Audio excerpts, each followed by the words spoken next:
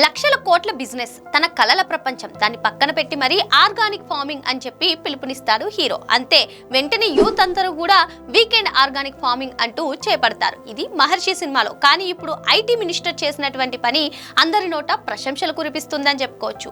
ఒకవైపు కొన్ని వేల కోట్ల పెట్టుబడులు, హైటెక్ పరిశ్రమలు, మరోవైపు మట్టి వాసన, ఆర్గానిక్ ఫార్మింగ్. అసలు ఈ రెండింటికి లింక్ ఏంటి? ఇటీవల AP IT and industries minister Nara Lokesh Kurnool పర్యటనలో ఒక చిన్న ఇన్సిడెంట్.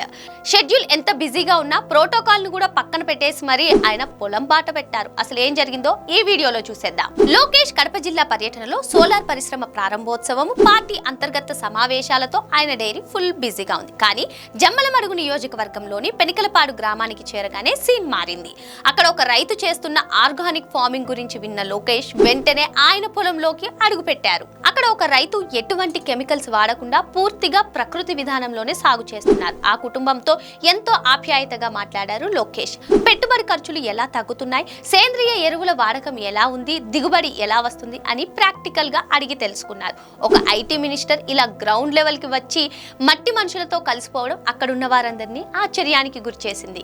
ఈ పర్యటనను గమనిస్తే ఒక విషయం క్లియర్ గా అర్థమవుతుంది. రాష్ట్ర ప్రగతికి సరికొత్త పారిశ్రామిక విధానాలు ఎంత అవసరమో గ్రామీణ ఆర్థిక వ్యవస్థకు వ్యవసాయం, పర్యావరణాన్ని రక్షించే ప్రకృతి సాగు కూడా అంతే ఇంపార్టెంట్. అటు ఇండస్ట్రీస్, ఇటు అగ్రికల్చర్ రెండింటిని బ్యాలెన్స్ చేయడమే నిజమైన లీడర్షిప్. మరి లీడర్స్ కొత్త తరహాలో ప్రోటోకాల్స్ ని పక్కన పెట్టి మరి నేరుగా రైతుల దగ్గరికి రావడం పైన మీ అభిప్రాయం ఏంటో కామెంట్ రూపంలో తెలియజేయండి.